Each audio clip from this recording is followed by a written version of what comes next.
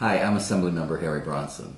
With the weather starting to warm up and it beginning to feel like spring, the Assembly has been focusing on passing legislation to protect our environment. We have an obligation to our children and our grandchildren to do all that we can to tackle climate change and to leave for them clean air and safe drinkable water. That's why my colleagues in the Assembly and I recently passed the Earth Day legislative package. This legislation takes a number of steps to protect our environment, including a ban on offshore drilling and eliminating the overuse of dangerous pesticides. We also passed the Climate and Community Protection Act, which directs the Department of Environmental Conservation to establish and implement greenhouse gas emissions limits.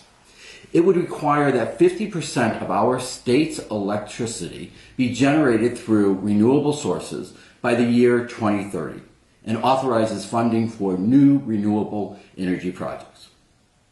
It's important for lawmakers to recognize that environmental justice is racial and social justice.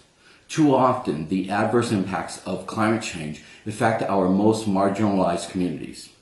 That's why I also voted for a bill to direct the DEC to gather data about the communities most impacted by climate change and pollution to ensure that members of our community aren't left unprotected.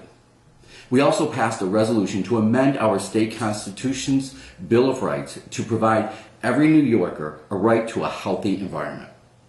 In the wake of the federal administration deciding to withdraw from the Paris Climate Agreement, it's more important than ever for states and cities to take leadership in addressing climate change. I'm proud to have voted for these measures to make New York a leader in environmental justice, and will continue to fight for policies that keep our air clean and our water safe for generations to come.